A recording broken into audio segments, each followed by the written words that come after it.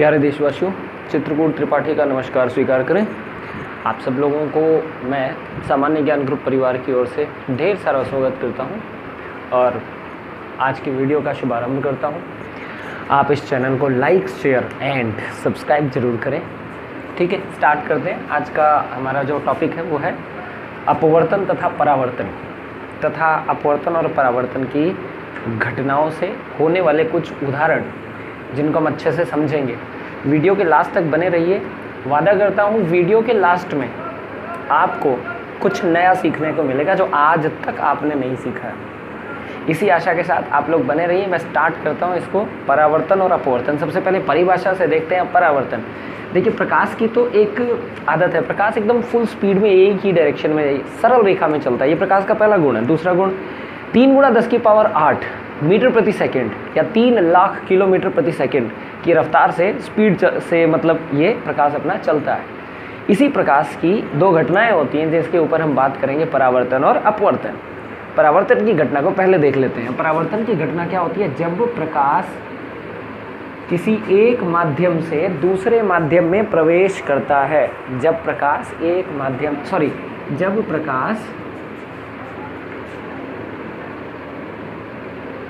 किसी सतह से टकराता है। जब प्रकाश किसी सतह से टकराता है तो टकराने के बाद किसी दिशा में मुड़ जाता है। इस घटना को हम परावर्तन कहते हैं। जबकि जब प्रकाश किसी एक माध्यम से दूसरी माध्यम में प्रवेश करता है, जैसे मान लीजिए पहला माध्यम है वायु और दूसरा माध्यम होगी कांच, 2 माध्यम हो गए ना। तो जब प्रकाश की किरण एक माध्यम से दूसरे माध्यम में प्रवेश करती है तो अपने पथ से विचलित हो जाती है, अर्थात या तो इधर चली जाएगी या इधर चली जाएगी। दोनों में से कहीं भी मुड़ सकती है। ये मैं बाद में बताऊंगा कहाँ मुड़ेगी। इस घटना को हम बोलते हैं प्रकाश का अपवर्तन। अब थोड़ा सा फर्क है।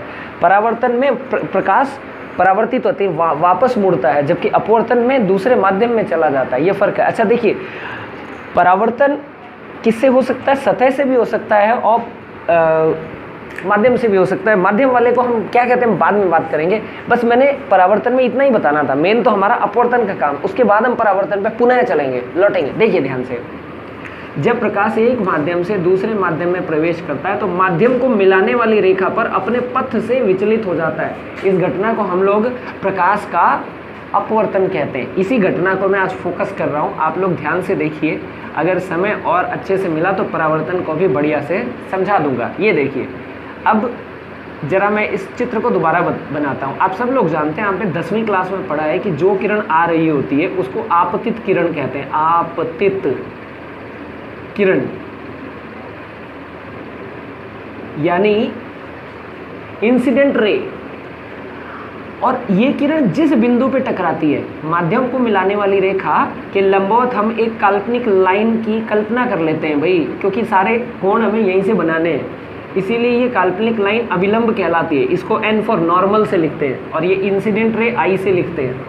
अब कायदे से इस किरण को ऐसे जाना चाहिए, लेकिन किरण या तो अभिलंब की तरफ मुड़ जाती है या अभिलंब से दूर मुड़ जाती है। ठीक है, तो जब प्रकाश विरल माध्यम से सघन माध्यम में प्रवेश करता है, ध्यान से देखिए, वायु विरल होती है जबकि कांच सघन होता है। जब वायु और कांच एक साथ होते हैं तो प्रकाश की किरण वायु से कांच में प्रवेश करती है, तो प्रवेश करते समय ये अभिलंब की ओर चली जाती है। अर्थात जब प्रकाश विरल माध्यम से सघन माध्यम में जाता है तो अभिलंब की ओर मुड़ जाता है। अभिलंब की ओर मुड़ जाता है। ऐसा इसलिए होता है क्योंकि हर एक माध्यम में प्रकाश की चाल अलग अलग होती है। मैंने जो आपको बताया था 3 × 10⁸ मीटर प्रति सेकंड, वो निर्वात में चाल थी। जबकि हर एक माध्यम में प्रकाश की चाल, जैसे जैसे माध्यम सघन होता जाएगा प्रकाश की चाल कम होती जाएगी। अब आप खुद सोचिए कि जब कोई चीज़ ज़्यादा फुल स्पीड में होती है तो वो चीज़ ज़्यादा फैलाव लेती है, जबकि जो चीज़ बहुत ज़्यादा धीरे होगी, यानी कि धीरे धीरे होती जाएगी, वो धीरे धीरे क्या होगी? सिकुड़ जाएगी। आप देखो, पानी की एक धारा गिरा कर देखिए, पानी की धारा चौड़ी होती है, लेकिन जैसे जैसे पानी कम होता रहता है पानी की धारा एकदम पतली हो जाती है। इस बात को आप ऐसे याद रखिएगा, बहुत ही शानदार तरीका है। आप एक काल्पनिक में कीप बना के देखिए। ये देखिए, ये एक कीप बन गई। मैं एक कीप बना के दिखाता हूँ आपको। ये देखिए, ऐसा लग रहा ना एक छोटी सी कीप है, और ये भी क्या है? एक कीप है। आप देखिए पतली कीप कौन सी है, ये दिखाई दे रही है। इसका मतलब जब कोई प्रकाश अविलंब की ओर मुड़ता है तो पतला हो जाता है। आप देखिए, इसको मैं सिर्फ याद करने का तरीका बता रहा हूँ ताकि लाइफ में कभी ना भूलें। जब प्रकाश विरल माध्यम से सघन माध्यम में प्रवेश करता है तो अविलंब की ओर मुड़ेगा, तभी ना पतला होगा। तो ये हमेशा ध्यान रखना। लेकिन जब प्रकाश सघन माध्यम से विरल माध्यम में प्रवेश करेगा तो अविलंब से दूर हटेगा। मैं वो चीज़ नीचे दिखाता हूँ आपको। ये देखिए, जब प्रकाश सघन से विरल माध्यम में प्रवेश करता है तो नीचे मुड़ जाएगा। आप देखिए, खुद देखिए। अब ये अब आपका नॉर्मल हो गया, ये आपतित किरण हो गई और ये अपवर्तित किरण हो गई, रिफ्रैक्टिंग रे। अब आप देखिए, ये कायदे से यहाँ जानी चाहिए लेकिन ये अविलंब से दूर हट गई। आप देख लीजिए, बिल्कुल एक चीज़ याद रखेंगे, दूसरा ऑटोमेटिक याद हो जाएगा। जब प्रकाश विरल माध्यम से सघन माध्यम में प्रवेश करता है तो अविलंब की विरल से सघन में जाता, अविलंब की ओर मुड़ जाता है। लेकिन जब प्रकाश कहाँ से कहाँ जाए, सघन माध्यम से विरल माध्यम में, ये मान लेते हैं कोई सघन माध्यम है, सघन, और ये कोई विरल माध्यम है। आप देखिए, अगर सघन माध्यम से विरल माध्यम में जाएगी तो प्रकाश एक तो चाल बढ़ जाएगी तो फैल जाएगा ना। आप देखिए, खुद ही फैल रहा है ये देखिए फैल रहा है, और ये देखिए ये कम है। तो आप ऐसे करके इसको समझ सकते हैं। ये सिर्फ याद करने के लिए बता रहा हूँ, ऐसा किसी किताब वगैरह में नहीं लिखा हुआ। ये मैंने कई दिन स्टडी की थी तो मुझे समझ में आया। अब आपको इससे रिलेटेड एक प्रश्न बनता है शानदार। क्या? देखिए, प्रकाश की चाल कम कब होती है? जब वो सघन माध्यम में जाता है। प्रकाश की चाल अधिक कब होती है? जब वो विरल माध्यम में जाता है। जितने ज़्यादा सघन माध्यम में जाएगा वो उतना ही अविलंब की ओर मुड़ता जाएगा और उसका क्रांतिक कोण छोटा हो जाएगा। जितना ज़्यादा सघन माध्यम होगा उतना ही उसका क्रांतिक कोण छोटा होगा। समझ आ रहा है आप लोगों को? तो मैं एक आपको प्रश्न देता हूँ, आप 30 सेकेंड में उसका जल्दी से उत्तर दे दीजिएगा, है ना। बहुत ही सिंपल प्रश्न है। तो देखिए क्या होगा, इसको ऐसे देखिए, जब प्रकाश सघन से विरल माध्यम में जाता है तब, अब मैं आपके पास 4 ऑप्शन देता हूं, जल्दी से 30 सेकेंड में उन ऑप्शंस का आंसर दीजिएगा। ये आपके पास 4 ऑप्शन हो गए, है ना। पहला, अविलंब से दूर हट जाता है। दूसरा, इसकी चाल बढ़ जाती है। तीसरा, दोनों, बोथ। और चौथा, नन, कोई भी नहीं। हाँ, जल्दी से 30 सेकेंड में आप इसका आंसर दीजिए। मैं देख ही रहा हूँ सभी लोगों को, आराम से दीजिए।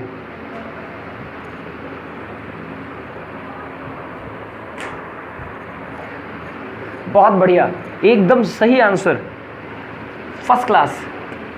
इसका मतलब आप लोग बिल्कुल सही से इस क्वेश्चन को अच्छे से कर रहे हैं और इस कॉन्सेप्ट को भी देख रहे हैं। ठीक है, ओके, आगे हम बात करते हैं एक छोटी सी और। ये तो आप लोगों को पता लग गया, मैं हल्का सा रिवाइज करके लेके चलता हूँ कि जब प्रकाश सघन से विरल माध्यम में जाता है तो उसकी चाल बढ़ जाती है और अविलंब से दूर हट जाता है। जब प्रकाश विरल से सघन माध्यम में जाता है तो प्रकाश की चाल कम हो जाती है और वह अविलंब की ओर मुड़ जाता है। आप एक चीज़ और देखिए कि जब प्रकाश ऐसे चल रहा और ऊपर मुड़ गया, है ना, तो आप देखिए अविलंब से ये जो कोण है ना, इसको रिफ्रैक्टिव कोण बोलते हैं, जबकि ये वाला जो कोण है ना, इसको हम इंसिडेंट कोण बोलते हैं। आप देखिए छोटा हो गया ना कोण, तो अगर इन दोनों का हम अनुपात ले लें, साइन आई बटा साइन आर, अगर आर छोटा यानी कि माध्यम सघन है तो नीचे वाली वैल्यू छोटी हो जाएगी। मतलब अगर दोनों बराबर होते तो बातें क्या होती, अगर दोनों बराबर होते तो दोनों का क्या आता, एक आता। जैसे वायु है, जब प्रकाश निर्वात से वायु में प्रवेश करता है तो नाम मात्र विचलित होता है, मतलब ना के बराबर विचलित होता है, बहुत कम विचलित होता है। ठीक है, यानी कि हम मान सकते हैं कि निर्वात और वायु में बहुत ज़्यादा अंतर नहीं है। तो इस तरह से जब प्रकाश प्रवेश करता है तो लगभग बराबर होने की वजह से इन दोनों का रेशो 1 हो जाता है। इसीलिए इन दोनों की साइन के कोणों का रेशो जो है, अनुपात, वो सदैव क्या कहलाता है, स्नेल के नियम के अनुसार वो क्या कहलाता है, माध्यम का अपवर्तनांक। ध्यान से देखना, अपवर्तनांक। और यही इसकी प्रकाश की चाल का भी अनुपात होता है। ध्यान रखना, प्रकाश की चाल का अनुपात और इनके दोनों के कोणों की जो कोज्या है, साइन, सॉरी जा कहते हैं शायद हिंदी में, तो ये जो जा है साइन जिसको बोलते हैं, इन दोनों कोणों की जा का जो अनुपात होता है वो बिल्कुल एकदम कांस्टेंट होता है। जो छोटे बच्चे हैं 10वीं क्लास वाले या जो कंपटीशन एग्जाम फाइट कर रहे हैं, आपकी ये चीज़ कम ही पूछी जाती है। सिर्फ एक नियम होता है कि साइन आई बटा साइन आर को क्या कहते हैं, माध्यम का अपवर्तनांक कहते हैं। ठीक है, इसे अब इसको हम बोल सकते हैं प्रकाश की प्रथम माध्यम में चाल बटा प्रकाश की द्वितीय माध्यम में चाल, ये अपवर्तनांक होता है। यानी अगर हम यूँ कहें, इसको थोड़ा सा मैं एक उदाहरण के साथ समझाऊंगा।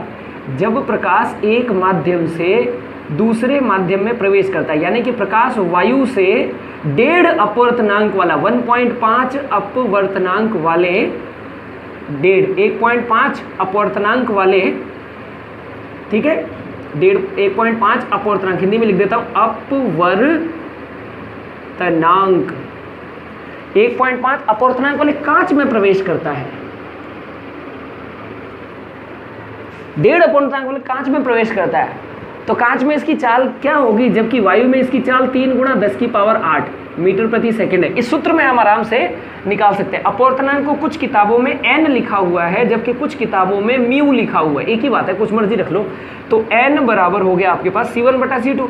अब यहाँ आपके पास n दिया हुआ है 1.5 बराबर, ठीक है, C1 प्रकाश की चाल प्रथम माध्यम में 3 × 10⁸, ठीक है, ओके, बटा C2 जो कि हमें ज्ञात करना है। C2 को इधर ले जाइए, 1.5 को इधर ले जाइए, तो ये हो जाएगा C2 बराबर कितना, 3 × 10⁸ बटा 1.5, 1.5 दूनी 3, ये लो कितना आ गया, कांच में प्रकाश की चाल 2 × 10⁸ मीटर प्रति सेकंड। मतलब इसको छेड़ना नहीं होता है विज्ञान में, ये जो 10 की पावरें होती है ना, ये कांस्टेंट होती है, ये 10वीं क्लास के लिए भी और कंपटीशन एग्जाम के लिए भी। अगर इस तरह का कोई प्रश्न आ जाता है तो आपको तो बस वो अपवर्तनांक देगा, सूत्र हमें याद होना चाहिए, म्यू बराबर या n बराबर क्या होता है, C1 बटा C2, प्रकाश की चाल प्रथम माध्यम में बटा प्रकाश की चाल द्वितीय माध्यम में। इस प्रकार अपवर्तनांक एक ऐसी चीज है, जितना जिसका अपवर्तनांक अधिक होगा वो उतना ही सघन माध्यम होगा। जैसे दुनिया में सर्वाधिक अपवर्तनांक हीरे का होता है, डायमंड 2.42, ये हीरे का अपवर्तनांक है, इससे ज़्यादा सघन माध्यम होता ही नहीं है।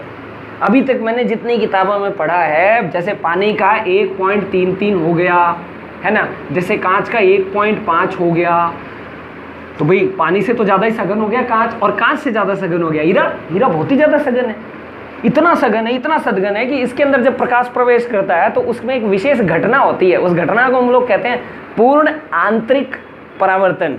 मैं अब इस घटना को बताने जा रहा हूँ, ध्यान से सुनिएगा। अगर इस घटना को आपने अच्छी तरह देख लिया, आपको कभी कंफ्यूजन ही नहीं होगी। पूर्ण आंतरिक परावर्तन क्यों कहते हैं, एक तो ये आप लोग जानते हैं अच्छी तरह से, ये इस लाइन पे डिवाइडर पे मैं आपको एक लाइन बना के दिखाता हूँ, आपको बढ़िया से समझ में आएगा। देखिए, ये मान लीजिए जब प्रकाश सघन माध्यम से विरल माध्यम में प्रवेश करता है, आप सब लोग जानते हैं, जब प्रकाश सघन माध्यम से विरल माध्यम में प्रवेश करता है तो अभिलंब से दूर हट जाता है, यही बताया ना अभी आज की वीडियो में। तो ये देखिए, ये मान लीजिए ये आपका अभिलंब हो गया है ना, और ये अभिलंब हो गया, तो ये प्रकाश ये इसका कोण हो गया, इसको हम क्या बोलते हैं, आपतन कोण, जबकि ये क्या है, परावर्तन कोण। आप देखिए ध्यान से, ये अगर मान लीजिए इस सघन माध्यम का मैं कोण और ज़्यादा बढ़ा दूं, यानी मैं इस लाइन को थोड़ा और ऊपर से ले जाऊं, जरा ध्यान से देखना है ना, तो क्या होगा, आप बताएं क्या होगा। तो ये जो लाइन है ना, ये और अभिलंब की ओर खिसक जाएगी, देख रहे हैं आप लोग अच्छे से समझ रहे हैं, ये लो खिसक गई भाई। लेकिन अगर मैं इसको और ज़्यादा इधर लेकर जाऊं, ये बस देखने वाली चीज़ है, सबसे ज़्यादा और ज़्यादा इस कोण को बढ़ा दूं, तो फिर ये इतना ये भी और ज़्यादा अंदर आ जाएगी। और इस अवस्था में क्या होगा कि ये जो लाइन है, ये जो मैंने लाइन बनाई हुई थी, अब और ज़्यादा अभिलंब से दूर हट जाएगी। तो एक स्थिति ऐसी आएगी जब जो हमारी रिफ्रैक्टिव रे है, यानी कि परावर्तित किरण है, वो दोनों माध्यमों को मिलाने वाली रेखा के समांतर हो जाएगी। मेरे पास कलरफुल मार्कर होता ना तो बहुत बढ़िया से समझाता है, एक बार और वीडियो बनाऊंगा उसमें इस बारे में, उसमें इस चीज़ को और अच्छे से बताऊंगा। ये तो मेरे ख्याल से समझ में आ गया होगा। जैसे जैसे कोण बढ़ाया, जैसे जैसे कोण बढ़ाया, वैसे वैसे ये कोण भी बढ़ गया। बढ़ते बढ़ते एक सिचुएशन ऐसी आई जब लो जी, ये तो है वायु, सॉरी ये है कांच और ये है वायु, मतलब ये सघन हो गया, ये विरल हो गया, कुछ इस तरह से मान लीजिए। अब देखिए एकदम कहां पर है, ये लाइन को मिलाने वाली रेखा पर है ना। अब अगर मैंने हल्का सा भी इस कोण को बढ़ाया तो ये जो है लाइन अब अपने ही माध्यम में चली जाएगी। मेरे ख्याल से समझ में आ गया होगा कि ये घटना है ना, तो होना था अपवर्तन, हो गया परावर्तन। इसलिए मैंने परावर्तन पहले बताया, क्योंकि प्रकाश अपने ही माध्यम में पुनः मुड़ गया, तो अपने माध्यम में मुड़ गया तो इसलिए हमने इसको कहा आंतरिक, अंदर ही अंदर मुड़ गया, आंतरिक परावर्तन। और मजे की बात देखिए, वैसे तो जब भी प्रकाश किसी सतह द्वारा अवशोषित किया जाता है तो उस सतह पर पड़ता है तो वो थोड़ा सा अवशोषित भी हो जाता है। तो ये तो जो सामान्य परावर्तन होता है उसमें पूर्ण प्रकाश परावर्तित नहीं होता, लेकिन इसमें सारा का सारा पता भाई, माध्यम को मिलाने वाली रेखा कब से प्रकाश अवशोषित करने लगी, वो तो एक काल्पनिक चीज है माध्यम को मिलाने वाली रेखा। तो माध्यम की मिलाने वाली रेखा पर प्रकाश अवशोषित तो होगा नहीं, तो पूर्ण प्रकाश मुड़ जाएगा, इसीलिए इसको पूर्ण आंतरिक परावर्तन कहते हैं।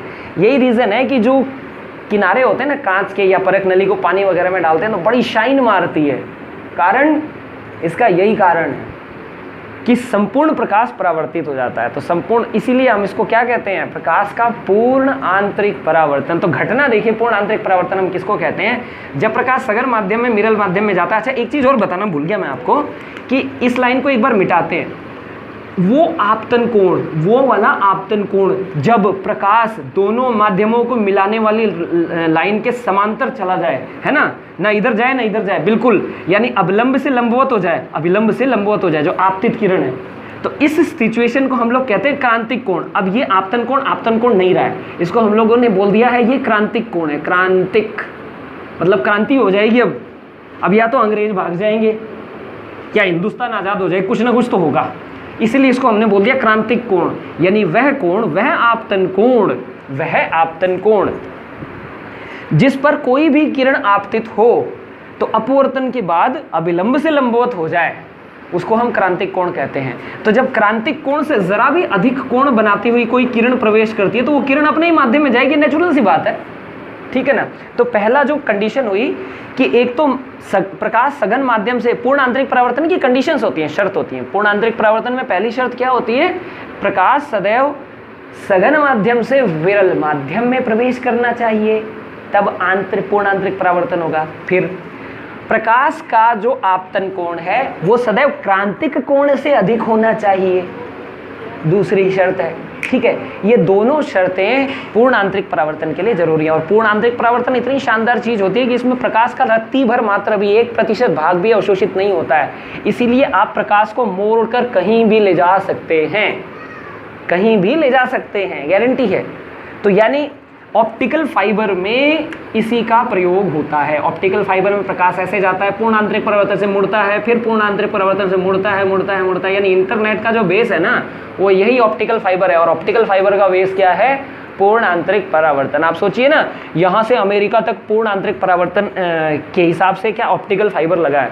और मान लो अचानक से खबर आती है कि अमेरिका में कोरोना से इतने लोग संक्रमित हो गए, सोचो, और वो तुरंत क्या करते हैं, उस खबर को, उस इंफॉर्मेशन को प्रकाश में बदल देते हैं। प्रकाश में बदलने के बाद जैसे ही उस ऑप्टिकल फाइबर पर वो प्रकाश डाला जाता है, वो प्रकाश 3 × 10⁸ मीटर प्रति सेकंड की रफ्तार से खटैक सीधे यहाँ पर आ जाएगा। और जब सीधे आ जाएगा तो हमें इन्फॉर्मेशन भी मतलब लाइट के रूप में मिल जाएगी। फिर हमारे भारत के कंप्यूटर उस इन्फॉर्मेशन को वापस, उस प्रकाश को वापस इन्फॉर्मेशन में बदल देंगे। कितना सिंपल है, मतलब प्रकाश की चाल जितना तेज है, इंटरनेट भी उतना तेज है। हम यहाँ से एक काल्पनिक सवाल बना सकते हैं कि इंटरनेट की गति कितनी हो सकती है, प्रकाश की चाल के बराबर। भाई एक इन्फॉर्मेशन वहाँ से यहाँ प्रकाश के रूप में ही तो चलती है। या अगर हम मोबाइल फ़ोन की बात करें तो मोबाइल फ़ोन में भी जब आप वो डाटा वगैरह ऑन करते हैं तो उसमें क्या होता है, जो विद्युत चुम्बकीय तरंगें जाती हैं वो भी तो 3 × 10⁸ की चाल से ही चलती हैं। तो इसलिए हम इस तरह से कह सकते हैं, इन जगहों पे बड़ा यूज़ होता है। इसके अलावा पेट में एंडोस्कोपी होती है, उसमें भी पूर्ण आंतरिक परावर्तन का यूज़ होता है। एक बार प्रश्न भी बना था एक कंपटीशन एग्जाम में कि एंडोस्कोपी में किस चीज़ का यूज़ होता है, तो पूर्ण आंतरिक परावर्तन का यूज़ होता है। और इसके अलावा और क्या, हाँ, जो नेचुरल घटनाएं होती हैं जिसमें ज़्यादा चमक वाली बात होती है, जैसे इंद्रधनुष का बनना पूर्ण आंतरिक परावर्तन की घटना है, जैसे मृग तृष्णा का दिखाई देना, ये भी पूर्ण आंतरिक परावर्तन की घटना है। एक चीज़ और बता देता हूँ, हीरे की चमक भी पूर्ण आंतरिक परावर्तन के कारण होती है। कारण वो इतना सघन माध्यम है कि उसका क्रांतिक कोण बहुत छोटा हो जाता है, 24 डिग्री सेल्सियस, कुछ ज़्यादा ही छोटा है। इतना छोटा होने की वजह से क्या होता है कि प्रकाश जब भी पड़ता है ना, तो अमूमन 24 डिग्री से बड़ा कोण बनाता है, इसीलिए वो अपने ही अंदर मुड़ जाता है और मुड़ने की वजह से शाइन मारता है जबरदस्त। इसी को हम लोग कहते हैं पूर्ण आंतरिक परावर्तन। आशा करता हूँ आपको पूर्ण आंतरिक परावर्तन तो पक्का समझ में आ गया होगा। अच्छा, अब हम सेकंड वीडियो पे चलते हैं, अपने मतलब सेकंड क्लास पर चलते हैं। मैं आप लोगों को इसकी सेकंड क्लास में दर्पण और लेंस के बारे में बताऊंगा। आज केवल इतना ही इस क्लास के लिए, और आप सब लोगों से आशा करता हूं कि आपने पूर्ण आंतरिक परावर्तन को अच्छे से समझा होगा, दोनों शर्तों को भी ज़रूर समझा होगा। अब मैं अपनी नेक्स्ट क्लास के अंदर आज वाली क्लास से 2 या 3 प्रश्न पूछूंगा, देखता हूं पहले उत्तर कौन देता है। इसी के साथ ही आप सब लोगों से विदा चाहता हूं, दीजिए इजाज़त, नमस्कार।